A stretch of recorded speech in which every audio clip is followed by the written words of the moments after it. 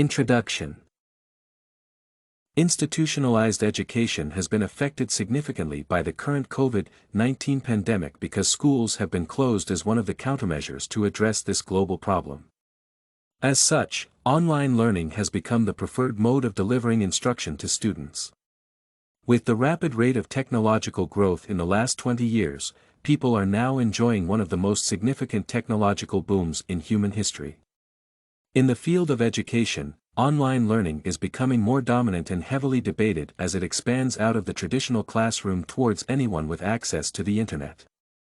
As an educator, I have a particular interest in this topic because it affects the way I deliver content and interact with my students. This paper identifies the advantages and disadvantages of online learning and how technology is vital to help me make informed decisions in the future. Advantages and disadvantages of online learning. In their study, Kaplan and Heinlein argue that parents are sharply divided on the introduction of online classes. A good number of parents are in support, while others say that machines cannot replace the human element. George, a professional in the banking sector and a parent of a preschooler, says that online classes are a new concept, and his son was excited initially to be part of it.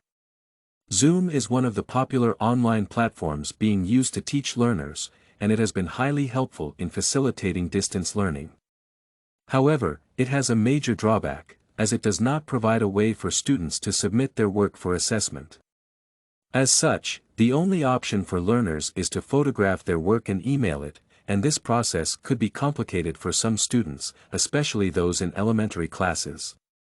Therefore, parents have to be involved to help their children, which could be a barrier to online learning, specifically in cases where such adults are not available. I agree with these two parents in the sense that they are highlighting real issues. For instance, George is expressing the excitement his son has courtesy of virtual learning. He believes that this being a generation of electronic gadgets, his son will benefit a lot. However, he pushes for modification of this online platform. On the other hand, Ruth is very definite. She calls online classes total rubbish because, according to her, her child is not benefiting a lot from technology. The teachers often send unclear photos of notes through a WhatsApp group, and parents are expected to write them down for their children to read. This article leaves me with one question: in today's time, many families have both parents working, and thus they might find it challenging to do the tasks given by the school as a parent. Is it not prudent for the school to devise an initiative to connect with the child directly? In another article, Diaz et al. Argue that media platforms used in online learning avail minimal interactive environment for students. Learning institutions use tools such as Zoom, Google Hangouts, and Microsoft Teams, among other related platforms. However, some learners still struggle to get online. Ms. Diana, a chemistry teacher from a city school, feels that virtual classes are not easy to handle because a lot goes into making them productive and interactive. During online courses, teachers try to create an interactive environment by randomly asking questions to students, which is lacking in online learning. I partly disagree with this article's argument that teaching via online platforms is a struggle. I believe it is not difficult, but it is different in the sense that the physical presence of students in the class is missing. For example, from my experience, Zoom offers an interactive platform that allows users to plan and manage lessons effectively. In addition, it creates learning experiences almost similar to the traditional classroom setup, including the ability for students to raise their hands, pose questions, and participate in discussions. I believe that this new experience excites students, thus facilitating learning in the process. One question that arises for me from this article: is it not ideal to appreciate the fact that there are minimal distractions by the learner's classmates, which is common in a regular classroom? In another article, Dumford and Miller argue that the significant relationships for engagement and amount of online course exposure reveal that the online environment might encourage certain types of engagement, such as more use of quantitative reasoning activities.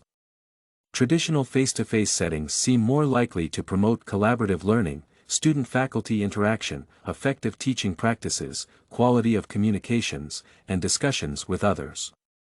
According to the authors of this article, with online learning gaining popularity in modern times, it is important to investigate the advantages associated with it for continued improvement to meet learning objectives. The article notes that proper research should be done on the involvement of students who access their learning content through an online medium at varying levels, exploring patterns of engagement for online learners and those in face-to-face settings through the percentage of classes in which a student is enrolled online. I agree that it is worth noting that the education system still expects children to write exams in most countries.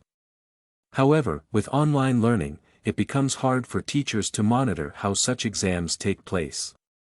Additionally, while learners might have good typing skills, maintaining good handwriting in a normal class setup might be a major problem. Moreover, many students have not been able to take advantage of virtual platforms because they do not have suitable devices at home, or they lack a good internet connection. However, despite the many highlighted drawbacks, online learning serves the purpose of engaging with students, especially during this time whereby schools have been closed following the outbreak of the COVID-19 pandemic. This article raises an important question: what will happen to learners who come from poor and marginalized communities where access to the internet is a challenge? Conclusion. As the technology used in online education continues to evolve rapidly, research must address the impact of online learning on virtual platforms. More research is also needed on whether there are disciplinary modifications that can be made on the online platforms to make the online curriculum more interactive. If the primary goal of online learning is to reach a broader range of students and provide educational opportunities for those who might not otherwise have such access, then it is essential to ensure that online education students are partaking in equally engaging educational experiences that contribute to their learning and success. This and many other essays are available at studycorgi.com.